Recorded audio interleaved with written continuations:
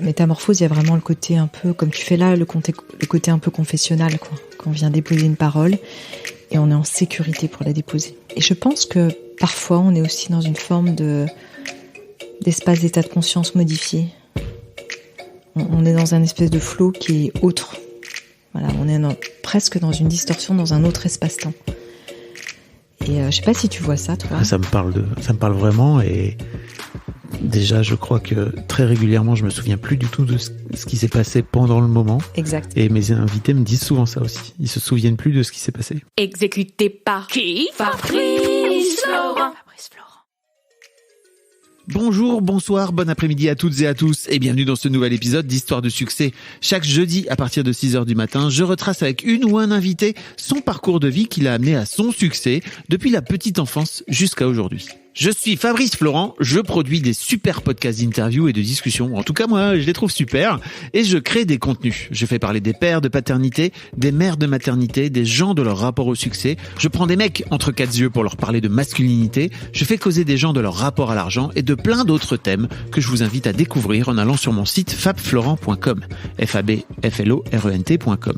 Si vous aimez cet épisode, vous pouvez aller écouter la bande-annonce du podcast pour en découvrir plus sur mon travail et mes autres podcasts. Si vous aimez mon travail, vous pouvez m'offrir un cadeau en échange en me soutenant financièrement et ainsi me donner un peu plus de sérénité en vous abonnant par exemple à mon Patreon ou en m'envoyant de l'argent sonnant et trébuchant. Allez dans les notes du podcast ou en allant sur fabflorent.com, fabflorent.com, donc vous y trouverez toutes les infos. Enfin, si vous aimez ce podcast, vous pouvez vous y abonner, mettre un chouette commentaire et 5 étoiles au podcast sur votre application de podcast préférée et surtout, partagez cet épisode et ce podcast autour de vous s'il vous a plu. Je suis sûr que vous connaissez des gens que mon travail pourrait intéresser. Vous pourrez également venir commenter avec mes auditrices et mes auditeurs chaque épisode directement sur mon Discord. Alors Discord, c'est un petit logiciel génial que je vous invite à découvrir, qu'il faut installer sur votre téléphone ou votre ordi. Vous pouvez également me suivre sur les différentes plateformes et réseaux sociaux. Vous pouvez vous abonner à ma newsletter et vous trouverez toutes ces infos pour me contacter dans les notes de cet épisode. Un grand merci d'avance et bonne écoute à vous. Et puis tu vois, j'ai la posture, j'ai eu toute mon enfance dans la salle de classe, c'est-à-dire assise en tailleur. T'es en tailleur, ouais. Donc merci de... Encore aujourd'hui, écoute, moi aussi je suis très souvent en tailleur, tu vois, c'est un peu mon truc, étonnamment. T'es souple alors? Je suis souple. Question vraiment random pour démarrer. Je suis souple en fait dans le sens comme ça, de se mettre en tailleur. Et si tu me demandes de faire par exemple une interview en grand écart, là je peux pas. Ah oui, non, ouais, ok. Tu veux qu'on essaie? C'est un exercice.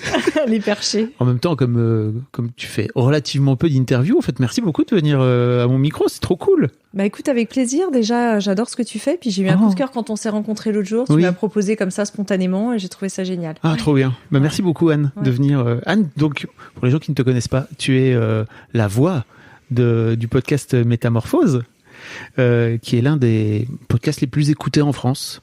C'est fou quand même cette aventure folle, quoi. Et ça fait ça fait maintenant 1 an que vous êtes dans le fameux classement de la CPM, ce qu'on appelle la CPM, qui classe les meilleurs podcasts, et t'es dans le top, quoi. C'est fabuleux. Ouais, bah écoute, on est effectivement dans le top 3 maintenant depuis 8 ou 9 mois consécutifs. C'est vrai que je peux même dire qu'il y a 4 ans, au bout de 2 semaines, c'est parti comme ça tout de suite et j'ai vu qu'il se passait un truc, quoi. Donc, alors je dirais pas que chaque jour on est étonné du succès de nos audiences. En même temps, si on compare à des grandes radios nationales, ça reste encore des petits scores.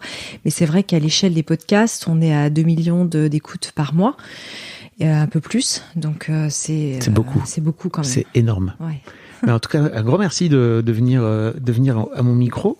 T'as un parcours, justement, tu vois, on va reparler un peu de ton parcours. T'as un parcours très hétéroclite, si je me trompe pas. En même temps, il y a pas grand chose sur toi sur Internet, hein, donc on va en profiter pour aller creuser un peu. Je cherche un peu, mais c'est vrai qu'il y a pas grand chose. Et tu sais, la première question que je pose à tous mes invités, c'est en fait à quoi tu ressemblais, Anne, quand t'avais 7-8 ans? À 7-8 ans, j'aimais bien me faire des petites tresses à l'africaine. Et après, quand je les enlevais, j'avais des cheveux un peu rasta comme ça. Et je me souviens d'aimer danser. Mes parents mettaient les musiques d'une certaine époque, etc., quelle qu'elle soit, et d'être une petite fille joyeuse et avec toujours beaucoup de monde à la maison, des copains, copines, ça allait et venait. Et donc c'est le souvenir que j'ai de moi, en tout cas à ces âges-là.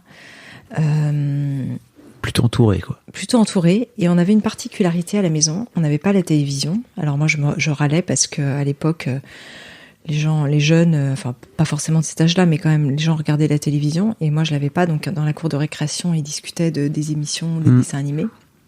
Et moi j'avais autre chose à la maison, j'avais une baignoire ronde dans le salon. Une quoi ? Une baignoire ronde.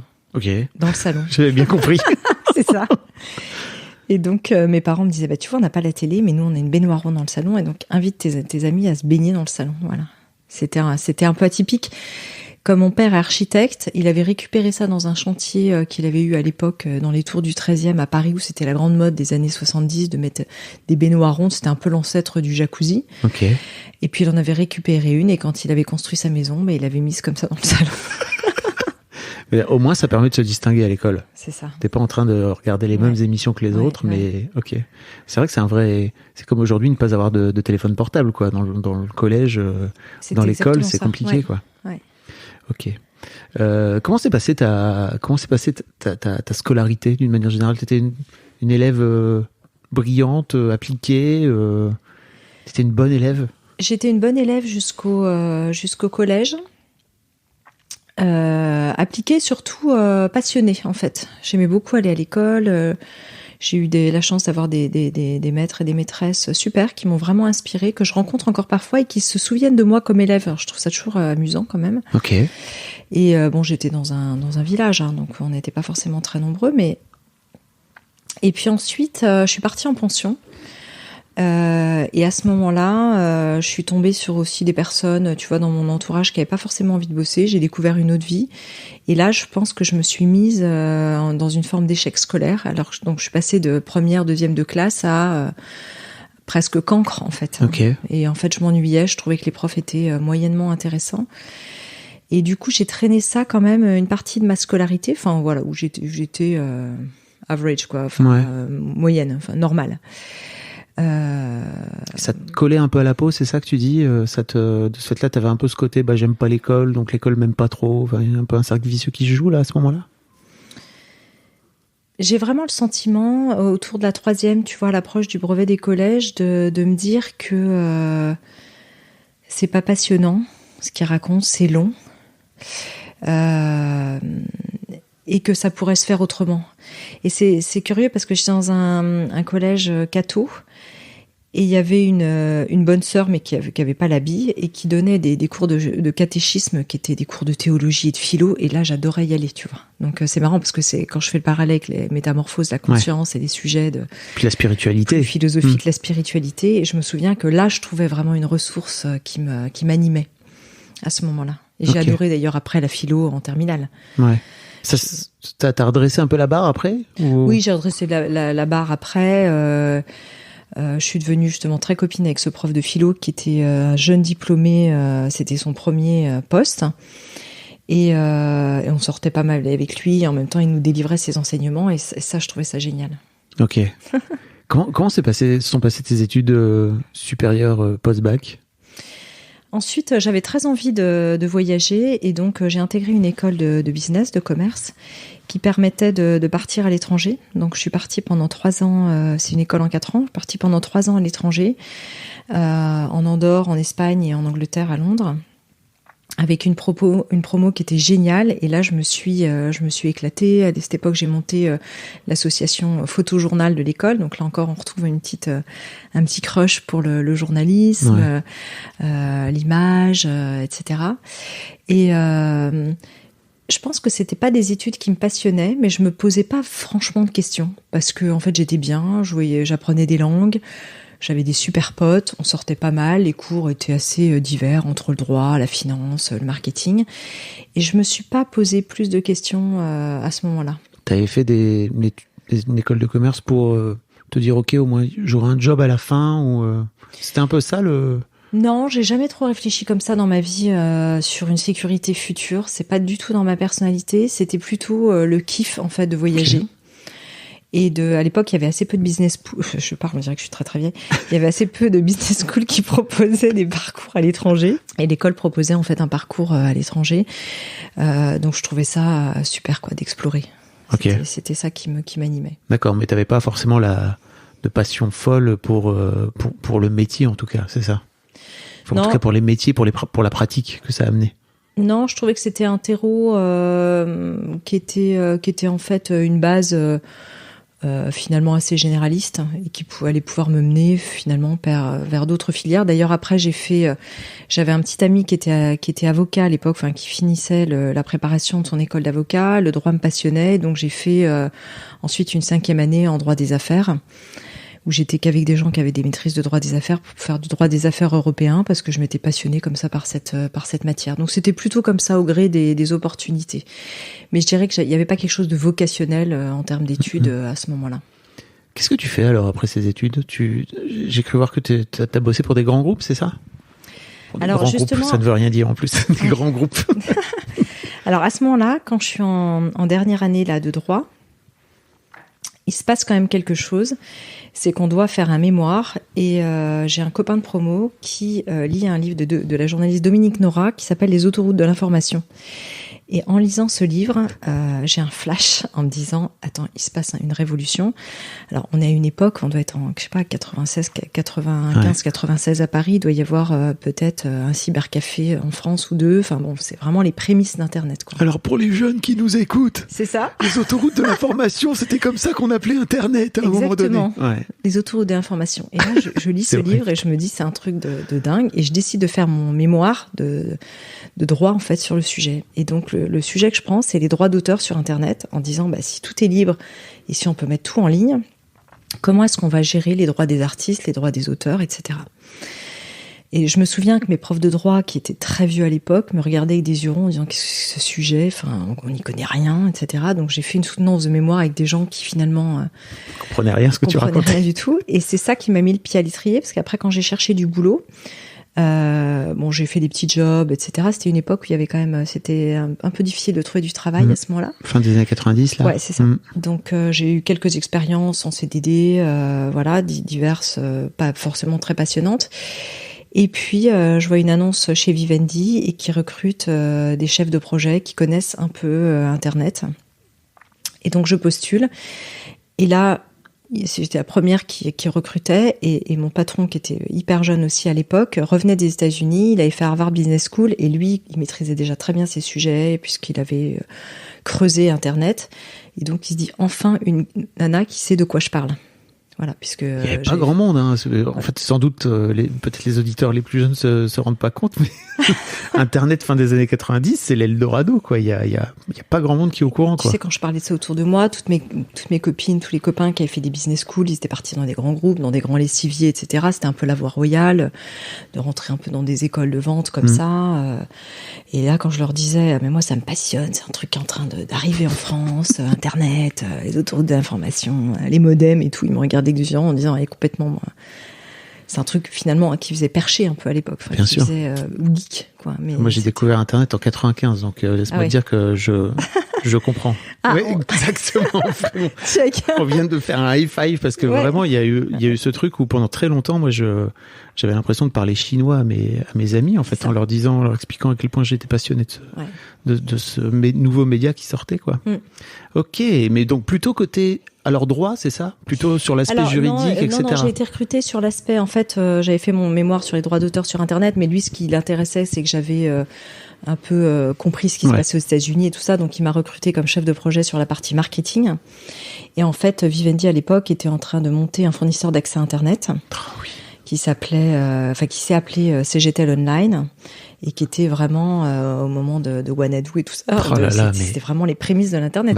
Du coup, t'as connu tous ces moments-là. Il y avait même alors pour vous dire, il y avait la Fnac qui avait lancé tout le monde lançait son fournisseur d'accès. En fait, la Fnac avait lancé son fournisseur d'accès, Darty avait lancé son fournisseur d'accès, tout le monde lançait son fournisseur d'accès. Ok. Donc il y avait Havas, j'ai travaillé pour Havas Online, CGTEL Online, etc. Donc à des postes toujours marketing. Et puis, il y avait beaucoup d'acquisitions. Hein. C'était la grande époque aussi de Messier qui a racheté AOL. Et donc, le projet a été dissous en interne. Et là, je suis passée sur un autre projet et qui était vraiment passionnant parce que moi j'adore les livres, j'avais fait des boulots aussi d'étudiante dans des librairies, j'ai toujours adoré lire, adoré les livres, etc. Notamment aussi des livres de philo, des livres de théologie, etc. Et tu restais toujours dans l'aspect religion, alors c'était un vrai truc religion pour toi. ou en tout cas philosophe, conscience, sens de la vie, quête de sens. Okay. C'était vraiment voilà. Donc c'est vrai que la vie aussi de certains grands mystiques m'attirait, tu vois, en disant qu'est-ce qu'ils ont cherché, quelles questions ils se sont posées, quelle a été leur exploration. C'est vrai que ça a été toujours présent en fait. À ce moment-là. Et ensuite il y a eu une joint venture qui s'est montée entre Havas et Bertelsmann pour lancer une des premières librairies en ligne pan-européenne qui s'appelait Books Online, BOL. Et, BOL. Voilà, je sais pas si tu te souviens. Si, oui, avec le logo, le petit livre Exactement. qui ressemblait à une petite tête, là, je me souviens très bien. Et donc, on a lancé la start-up, toujours avec ce patron, là, Fabrice Cavaretta, et qui a recruté son équipe, qui était issue en partie de CGTL Online. Et donc, on a lancé BOL en France. Et donc, ça, c'était une aventure géniale parce que c'est vrai qu'à l'époque, on était un peu les rois. Enfin, c'était le monde des startups qui démarrait. Donc, on avait des gros budgets marketing. On lançait une librairie en ligne. On rencontrait beaucoup d'auteurs. Amazon n'existait pas encore en France. Amazon n'était pas arrivé en France à ce moment-là. Et donc on faisait. C'était vraiment une autre époque, c'est ouf. C'est dingue. C'est à ce moment-là que j'ai rencontré, par exemple, Bernard Werber quand on a lancé BOL en France, qui venait d'avoir son immense succès avec Les Fourmis, et donc on avait invité plein d'auteurs.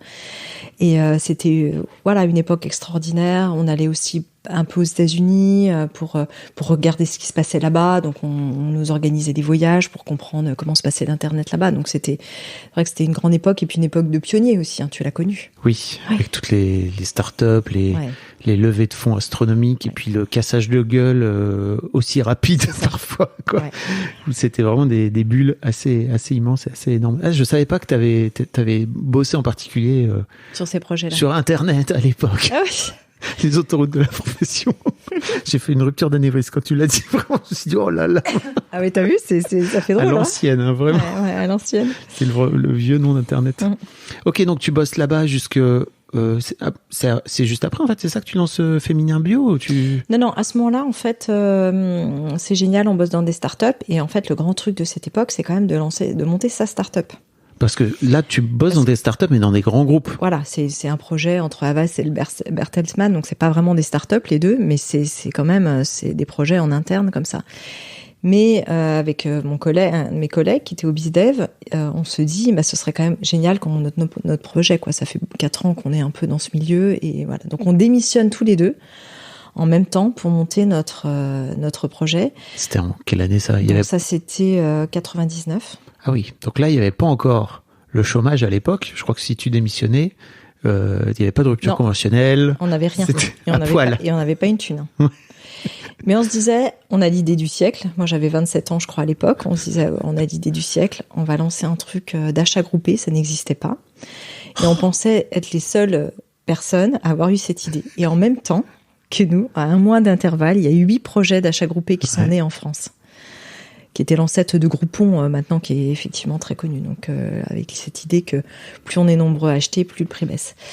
Et je le dis quand même parce que c'est important, parce que même si c'était très excitant, qu'on était jeunes, qu'on était toutes... c'est vrai qu'à cette époque-là, il y avait beaucoup de gens du même âge qui bossaient dans les startups, on sortait beaucoup, etc. Il y avait au fond de moi quand même une voix qui me disait est-ce que tu te sens utile au monde? Est-ce que tu es à ta place? J'ai toujours vraiment eu ça en tâche de fond. Et donc, même si je trouvais ça très excitant, tu vois, je mets des guillemets, on bossait toujours 12 heures par jour, on n'arrêtait pas le week-end, enfin, on était à fond sur ces projets, et en même temps, je me disais quel sens, in fine, ça a. Mais en même temps, t'as 27 ans, donc oui. Est-ce que c'est le moment d'aller chercher du sens dans sa vie? Peut-être pas. En fait, il y avait quelque chose qui m'avait énormément interrogée. Quand j'avais 25 ans, j'ai une de mes meilleures amies qui est rentrée dans les ordres, qui est devenue bonne sœur. Ok. Un peu du jour au lendemain, et qui était quelqu'un de plutôt assez fêtarde, enfin voilà, qui n'était pas forcément, elle n'avait pas la vocation depuis qu'elle était petite. Elle est rentrée dans une communauté religieuse catholique, et ce choix radical quand même de vie, elle avait 22 ans, elle était un peu plus jeune que moi, m'a énormément interrogée en me disant waouh, est-ce que moi aussi j'ai une vocation dans la vie, et quelle est-elle? Où est l'appel, en fait? Où est mon appel de vie? Et c'est vrai que c'est une époque où je l'ai accompagnée à sa prise d'habit, quand elle est rentrée dans les ordres. Donc, je suis allée passer beaucoup de temps dans sa communauté aussi religieuse pour explorer, comprendre, expérimenter ce que c'était qu'un appel potentiellement de Dieu si on croyait en Dieu. Enfin, moi, c'était le cas. T'étais croyante, c'est ouais. ça? Ok. Je suis. Tu l'es toujours. Voilà. Et donc, ça m'a beaucoup interrogée, ce choix radical, et de se mettre finalement peut-être au service soit d'une cause ou en tout cas de quelque chose de très puissant et très fort comme ça. Et donc je voyais ce monde des startups où on faisait beaucoup la fête, c'était excitant, on avait des gros budgets, et en même temps cet appel d'absolu qui était une soif très forte aussi à l'intérieur de moi, cette quête, et qui n'était pas nourrie quand même par cette excitation que je vivais dans le monde professionnel, même si c'était très amusant. Et tu t'es posé la question vraiment de rejoindre ta copine à l'époque? Oui, je me suis, en tout cas à l'époque, j'ai demandé à Dieu, je lui ai dit, écoute, dis-moi quelle est ma vocation, à quoi je suis appelée. Et la réponse que j'ai entendue, c'était de me mettre au service du vivant, mais pas d'être appelée à une vie radicale comme ça, de le faire d'une autre manière. Ok. Voilà, donc j'ai entendu à ce moment-là qu'il fallait que je trouve une autre voie, mais que c'était pas celle-là en tout cas qui était pour moi. Alors, il faut quand même réexpliquer, peut-être pour les plus jeunes qui nous écoutent, qu'aujourd'hui, je disais à 27 ans, t'as pas forcément envie de chercher du sens. Je crois qu'aujourd'hui, les jeunes de 27 ans, ils sont déjà dans une quête de sens. Là où, il y a quelques années, début des années 2000, on n'avait pas pris le Covid, par exemple, dans la tronche, et il y avait moins... On parlait pas de la planète, très peu. Voilà, il y avait moins de conscience du monde dans lequel on vivait, quoi. Et ça a été, pour le coup, à toute vitesse, et heureusement, sans doute pas assez vite, sans doute peut-être trop tard, on verra. Mais ok, je savais pas que t'avais eu cet appel-là. Et donc, qu'est-ce qui se passe après pour toi? Alors j'imagine que ça doit être dur pour toi. Tu te dis, ok, cette start-up-là, tu la montes à un moment donné, tu finis par la monter. Voilà, donc on monte cette start-up, on lève des fonds. À l'époque, on doit lever, je pense, presque 2 millions d'euros. On recrute, parce qu'il fallait recruter pour valoriser les sociétés, etc. très vite. Et puis, ça dure pendant 1 an et demi. Puis à ce moment-là, il y a un éclatement de la bulle Internet. C'est là où le marché s'est effondré au début des années 2000. Et donc, notre start-up, qui à un moment donné valait peut-être 20 ou 30 millions, enfin ce qui était n'importe quoi, il y avait des valorisations absolument terrifiantes. Je me souviens que mes parents ils disaient, mais qu'est-ce que c'est que ça? Ils vont vendre leur boîte à ce prix-là, n'importe quoi. Et du jour au lendemain, on valait plus grand-chose. Donc on s'est revendu en fait à un de nos concurrents à la casse. Et à ce moment-là, j'ai eu envie de faire autre chose. Je me suis à nouveau posé des questions de quelle est ma place en fait dans la vie, qu'est-ce que j'ai envie de faire au niveau professionnel. J'avais beaucoup de copines autour de moi, enfin 2 ou 3 amies très proches qui travaillaient dans l'humanitaire. Et je trouvais que moi j'avais pas cette vocation-là, mais je trouvais que c'était très noble. Quand je les voyais passionnés, je me disais, voilà, il faut que je trouve quelque chose moi aussi qui me passionne. Et à l'époque, celui qui est devenu ensuite mon mari avait vendu lui aussi sa start-up, donc il était disponible et on s'est dit, qu'est-ce qu'on va faire? Et là, on s'est dit, on va voyager. Et on s'est installé à Barcelone et on a voyagé pendant 3 ans. Alors, moi, j'avais un job en parallèle un peu de consultante, je conseillais aussi des boîtes internet pour garder un pied. Mais on a voyagé comme ça pendant... T'étais digital nomade avant l'heure. Ah ouais. Sans téléphone, avec un ordinateur pas très portable. C'est ça. Un ordinateur portable de 8 kilos. Mais bon, un ordinateur portable quand même. Ouais, c'est vrai que c'était digital nomade avant l'heure. Ouais. Tu fais bien de le dire. Ouais. C'est exactement ça. C'est devenu carrément une façon de vivre pour certaines personnes. Bien sûr. De partir vivre à l'étranger et de bosser en télétravail, quoi. Ouais, on voit ça beaucoup chez les coachs, etc. Ouais, effectivement. Et là, j'ai eu un appel en fait très fort de la planète. J'ai vu dans des endroits, j'aurais pu le voir en France, parce qu'il suffisait d'aller dans la Beauce ou dans certains endroits où la terre a été quand même bien dégradée, où le sol n'est plus très vivant. Mais c'est vrai que j'ai eu une prise de conscience très forte de 2 choses en voyageant. De l'état de la planète, notamment en Inde, avec des champs arrosés de pesticides, des champs de coton, etc., où on utilisait beaucoup d'eau. Je me suis dit, mais où est-ce qu'on va là?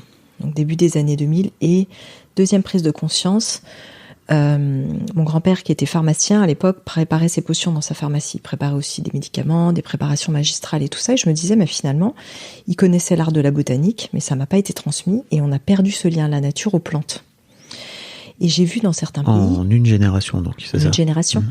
Et je voyais en Australie ou en Nouvelle-Zélande ou en Inde des gens qui avaient gardé quand même ce savoir ancestral qui avait été transmis voilà, dans les générations. Et en me disant, mais nous, en Occident, nous vendons de la nature, des cosmétiques naturels, des shampoings, etc., ou des produits de bien-être qui sont en fait des faux produits où il y a 0,01%, alors qu'en fait il y a tout dans la nature et voilà. C'était du greenwashing avant l'heure. Ouais, c'est ça. Mais c'est pareil, je me permets de resituer un peu le contexte, mais début des années 2000, il y avait plein de climato-sceptiques, et qui étaient, je me souviens très bien de Claude Allègre, qui est l'ancien ministre de l'Éducation nationale, qui était climato-sceptique reconnu, avéré, qui criait partout que le dérèglement climatique, le changement climatique, c'était une arnaque, qui était sur TF1 aux heures de grandes écoutes. Enfin, c'est vraiment. C'est vrai. Hein. Et c'était il y a 20 ans, quoi. Il y a pas longtemps, hein. Bah, c'est ça. À l'échelle de l'humanité. Mais d'ailleurs, quand j'ai fondé donc le média Féminin Bio, ensuite en 2007, on fait un saut un peu dans le temps. Ouais. Pareil, c'était un peu comme à l'époque où je bossais dans les startups internet, on me regardait avec des grands yeux en disant qu'est-ce qu'elle fabrique avec ses modems et ses trucs, ces kits de connexion internet. Là, c'est pareil, on se disait tiens, le bio, l'écologie, c'est une secte. Oui. Et en plus, moi, j'avais vraiment cette vision que le vivant est tellement extraordinaire qu'il n'y a pas vraiment besoin de taper sur l'industrie pour en fait se sentir relié au vivant. Et donc je me disais aujourd'hui les quelques médias qui en parlaient, c'était à travers la peur ou des scandales sanitaires, la vache folle, etc. Et moi je me disais on peut parler en fait de l'écologie, on peut parler du vivant, on peut parler de l'alimentation bio, des cosmétiques bio, d'un mode de vie naturel, sans forcément taper en contre sur autre chose. En allant chercher le positif plutôt, c'est ça ? C'est ça, en montrant la beauté en fait de la nature, en montrant la beauté du vivant, en montrant comme c'est bon, comme c'est beau, comme ça fait du bien, comme c'est plus slow, comme ça va mieux. Et en montrant comme il y a des gens extraordinaires qui travaillent à ça et qui sont pas forcément connus. Et j'avais très envie du coup de les mettre en lumière en disant il y a des gens qui cherchent d'un côté et de l'autre il y a des gens qui font et qui sont pas mis en lumière. D'où l'idée de ce média Féminin Bio à l'époque, qui était d'abord digital et ça me permettait de réconcilier entre guillemets avec mon savoir-faire et mes anciens amours d'internet et mes nouveaux amours qui étaient effectivement cette découverte du vivant, de l'écologie vraiment de manière beaucoup plus profonde et deep dans mon chemin. Et là tu rentres dans une vie de médias, de patronne de médias. C'est pas du tout la même vie que start-upper. Non. C'est une économie beaucoup plus lente en plus. Ouais, c'est vrai. Ouais, c'est ça. Alors en plus, pour remettre dans le contexte, donc j'avais écrit un premier livre sur les cosmétiques bio, et c'est ça qui m'avait mis le pied à l'étrier. Parce que justement, je m'étais dit, tous ces produits de bien-être, puis aussi toutes ces potions que fabriquait mon grand-père et tous ces gens qui les fabriquent, qui sont pas connus, je me suis dit, il faut les faire connaître. Et à l'époque, il y avait eu un grand succès d'un livre d'une journaliste allemande ou autrichienne, je sais plus, qui s'appelle Rita Steins, qui s'appelait La vérité sur les cosmétiques et qui avait beaucoup parlé du greenwashing et de des composants de nos produits en disant qu'il y avait aussi beaucoup de polluants, de perturbateurs endocriniens, etc. Et ce livre avait fait grand bruit. Et avec une copine qui écrit très belle plume, on s'était dit tiens, et si nous finalement on faisait un guide des cosmétiques bio pour dire aux femmes voilà des produits qui sont vraiment naturels, qui sont vraiment bio. Et donc on s'est lancé là-dedans, on a pris notre petite idée sous le bras, on est allé frapper à la porte d'un éditeur qui a vu ces deux nénettes arriver et qui nous a dit go for it, et qui nous a donné qui nous a dit j'achète, ok pour le livre, partez. Et donc c'est comme ça qu'on a écrit, que j'ai coécrit mon premier livre, le guide des cosmétiques bio, qui était devenu à l'époque un best-seller sur le marché, puis on était devenus un peu les madame cosmétiques bio sur le sujet, on était assez interviewés, et puis moi je trouvais ça super, les cosmétiques, le bien-être et tout, et en même temps, moi j'avais envie de partager un mode de vie holistique beaucoup plus large en fait sur ce...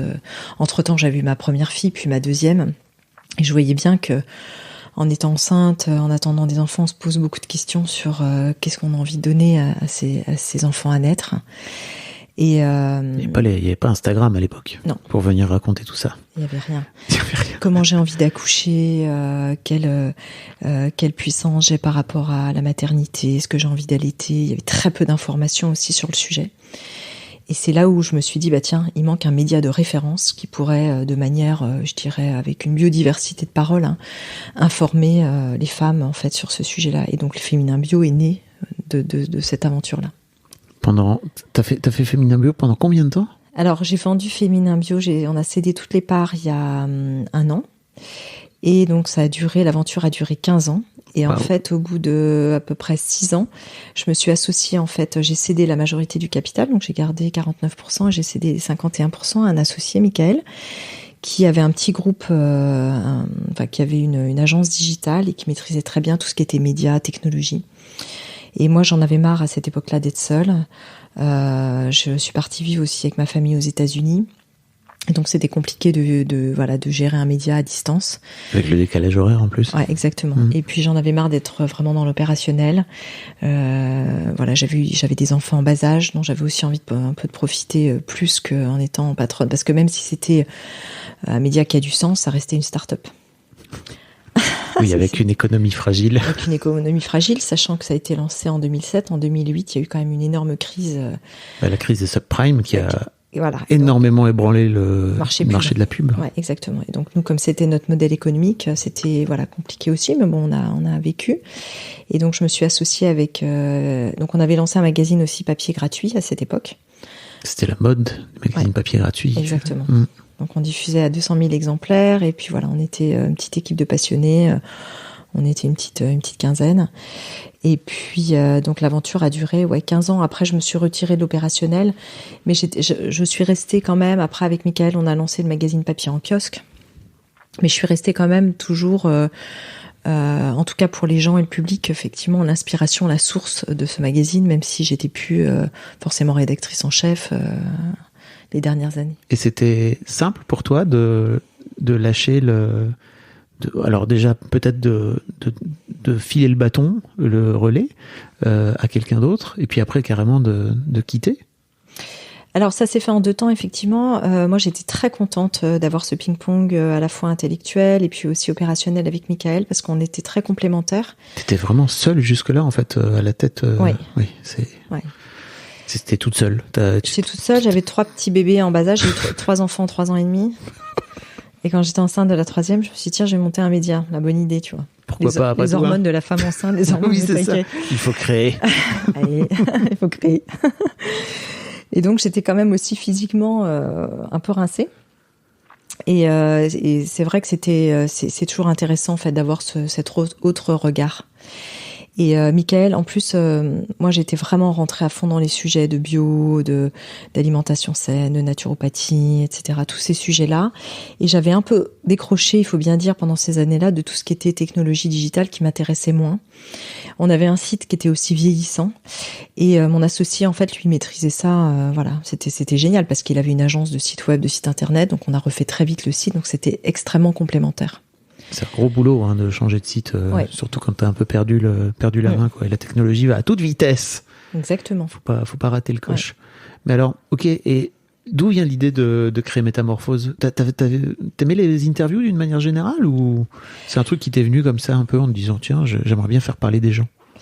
Alors oui, déjà cette idée de faire parler des gens et de les mettre en lumière avec Féminin Bio, c'était vraiment ça, de mettre des gens en lumière, de les faire parler de leurs histoires, de leurs expériences, de leurs entreprises, comment ils fabriquaient des produits extraordinaires et sains. Enfin, tu vois, c'était vraiment mon truc.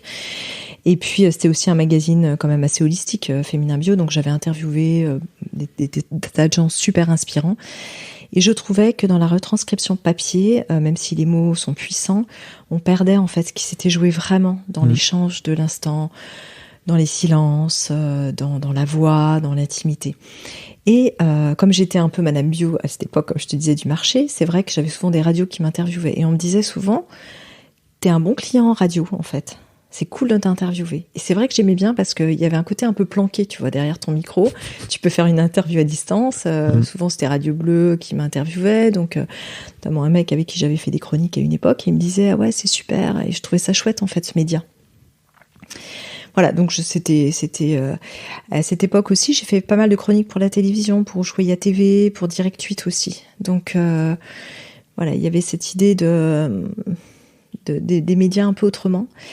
Et à la fin de l'aventure de Féminin Bio, j'ai lu un article sur les podcasts dans un magazine féminin qui disait que les podcasts revenaient en force. En fait, c'était pas une idée nouvelle, le podcast, puisque ça existait au début des années 2000. Fort longtemps. Qui revenait en force. Et je me suis dit, non mais attends, c'est ça. En fait, ça m'est tombé dessus, quoi. Mais vraiment comme à une sorte de fulgurance de dire tous ces gens merveilleux que j'interviewe depuis presque 15 ans, ce lien intime que j'ai avec eux, ce qui se passe en fait dans notre échange et que j'arrive pas vraiment à retranscrire, eh ben ça dans le podcast, ça va passer. Cette vibration-là, cette énergie, la beauté de leurs paroles, elle va s'entendre en fait de cette manière-là complètement. Mais ça a été radical. C'est-à-dire qu'en 2 jours, je me suis dit c'est ça le métier que je vais faire demain. Aussi simple que ça. Ouais, je me suis formée tout de suite. Et ça, voilà. Et j'ai lancé le podcast comme ça, en m'appuyant au départ sur Féminin Bio. Ouais.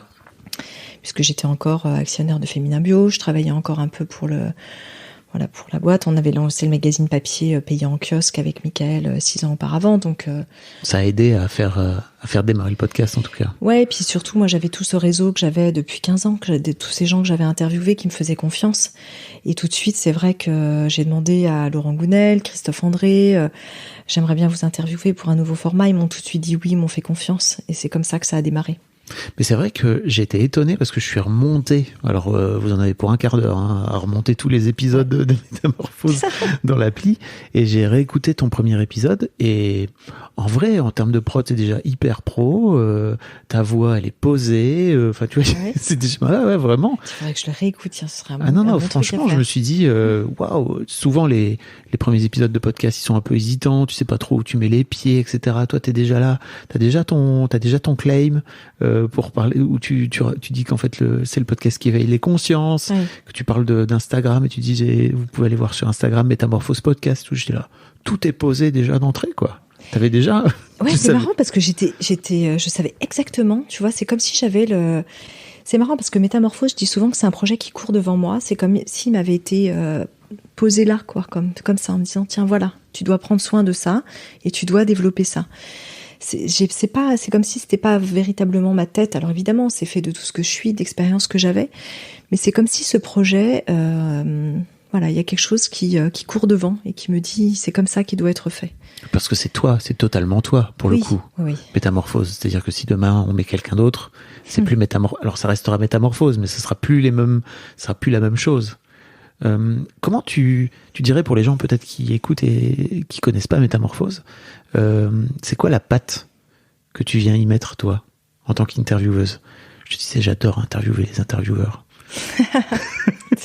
Je vois bien. C'est un art tellement difficile en fait, tu vois, j'ai l'impression que je trouve que de l'extérieur ça paraît très simple, mais en fait c'est dur à faire. La pratique est complexe. Je crois que profondément, j'aime écouter l'autre. C'est une qualité qu'a toujours d'ailleurs ma maman. Donc j'ai eu un terreau familial de pouvoir vraiment me poser pour être dans cet espace d'intime avec l'autre où on est vraiment très connecté à ce moment-là dans ce flow. La patte Métamorphose, c'est aussi de très bien préparer les interviews. D'aller vraiment on interviewe des experts, donc sont pas des parcours de vie comme ce que tu fais toi. Ouais. Donc il y a vraiment une recherche vraiment approfondie de la thématique pour bien comprendre le message que l'autre cherche à délivrer. Ça c'est important de respecter aussi, je pense, le travail d'un auteur qui a posé une parole, qui a pensé son sujet. Et de pas souvent les personnes que j'interviewe me disent dis donc c'est incroyable, on sent que vous avez lu notre livre. Moi je trouve que c'est le minimum de respect en fait quand on interviewe un expert sur un sujet, d'avoir pu aller en profondeur en tout cas sur ce qu'il a à dire. C'est un peu le problème des médias aussi, c'est que souvent on a un temps limité, les intervieweurs sont plutôt des présentateurs, on leur file des notes par rapport au bouquin, et donc il y a pas. C'est ça. Mais alors des charges, hein. Ils ont 5 minutes pour oui. pitcher un livre, un thème, c'est sûr, hein, c'est pas évident. Ah, toi, t'es dans des épisodes qui durent 1 heure, 1h30. Ouais. Prendre le temps, quoi. Ouais, puis là, on est bien aussi. On est installé. Chez toi, on est sur ton canapé, assis en tailleur. J'ai enlevé mes talons. Et on est vraiment bien, quoi. On n'est pas en stress. C'est vrai que ça, c'est important. C'est important de poser ça. Moi, j'adore la relation one-to-one. J'adore vraiment aller où on est vraiment connecté à l'autre et dans cet espace-là d'intimité. Et Métamorphose, il y a vraiment le côté un peu, comme tu fais là, le côté un peu confessionnal, quoi. Quand on vient déposer une parole et on est en sécurité pour la déposer. Et les gens, ils savent que quand je vais être là pour les écouter, je suis pas là pour les piéger, je suis pas là pour... même si on peut être, parfois dans la contradiction ou poser des questions, mais on est vraiment dans un espace quand même de sécurité et de bienveillance. Et je pense que parfois, on est aussi dans une forme d'espace d'état de conscience modifié. On est dans un espèce de flow qui est autre. Voilà, on est presque dans une distorsion, dans un autre espace-temps. Et je sais pas si tu vois ça, toi. Ça me parle vraiment. Et déjà, je crois que très régulièrement, je me souviens plus du tout de ce qui s'est passé pendant le moment. Exact. Alors qu'en fait, j'étais en plein dedans, vraiment. Ouais. Et mes invités me disent souvent ça aussi. Ils se souviennent plus de ce qui s'est passé. Donc je me dis, ok, souvent c'est ces interviews qui pour moi sont réussies, quoi. Oui, parce que t'as oublié voilà, on est dans le flou, quoi, complètement. Ok. T'as invité, alors t'as plus de 300 épisodes. C'est fou. Je crois qu'on est à 500 aujourd'hui. Il y a Laura qui est là derrière toi qui fait oui, plus de 500 épisodes. Je crois qu'on est à 500 en tout en épisodes, ouais. Qu'est-ce qui te donne envie de produire autant? Parce que t'as un épisode par semaine. Vous avez aussi lancé une série Graines de Métamorphose. Ouais, alors aujourd'hui, moi, je fais 3 épisodes par semaine. 3 épisodes. On a un best-of le week-end et on a une série, qui est plus une série maintenant, qui est un podcast à part entière qui s'appelle Graines de Métamorphose, qui est pour la génération des 20-35, qui est donc ce sont des 20-35 qui interviewent des gens de leur génération. Et c'était quoi ta question? C'était qu'est-ce qui te donne envie de produire autant? Qu'est-ce qui me donne envie de produire autant? C'est là, tu sais, je reviens un peu pour moi, ça revient un peu à la start-up, quoi. Tu vois, il y a ce côté, tu fournis beaucoup, quoi. En fait, j'ai eu une petite, donc là, on a démarré la saison 5, donc ça fait 4 ans que c'est comme ça. Et j'ai eu une petite traversée du désert quand même à un petit moment, il y a 2 ans, où je me suis dit, tous ces sujets de la conscience, de la spiritualité, de la santé, du bien-être, du développement personnel, est-ce qu'au bout d'un moment, je tourne pas un peu en rond sur les mêmes thématiques? Et puis finalement, je me suis remobilisée sur... mais en fait, je crois que j'ai une curiosité qui est sans fin, quoi. Et là, en ce moment, par exemple, on s'intéresse beaucoup à des sujets autour de la musique, de l'art, et comment on peut plus aussi se connecter à ça. Il y a eu toute une époque, là, récente, autour des thématiques de l'amour, à travers l'amour universel, l'amour dans le couple, la sexualité, l'amour, l'amitié, etc. Voilà, donc... ce sont des sujets qui sont tellement universels. En fait, ça me passionne et il y a une espèce de presque de gourmandise, pour pas dire quand même de boulimie. Chez moi, je suis une hyperactive. C'est là où je voulais t'amener. Tu voulais amener, merci. T'es un bon accoucheur. Merci de le dire. Ouais. Donc, il y a une espèce de gourmandise, de toute cette curiosité de sujet qui me passionne, où à chaque fois, je me dis, mais ça, je peux pas laisser passer. Alors, j'y vais. En ce moment, on forme aussi des personnes en interne à la manière d'interviewer justement de Métamorphose, même si, comme tu le disais, tu es qui tu es, ta façon d'interviewer est unique, et ta voix, et ta couleur, l'espace dans lequel tu es, et donc c'est pareil forcément pour moi. Mais il y a une ligne édito que il y a une ligne édito, et c'est ça qu'on est aussi en train de transmettre, pour plus que je sois la seule voix de Métamorphose. Ah, ok. Donc là, on a déjà démarré avec une coach qui anime un podcast sur la psychologie positive. Avec Graines de Métamorphose, il y a 2 hosts maintenant. Il y a Alexandre Dana et Agathe Lévesque. Alexandre qui est passé dans Histoire de succès, bien sûr. Ouais. Cher Alexandre. De Life Mentor. Ouais, inspirant aussi, très inspirant. Oui. Ouais.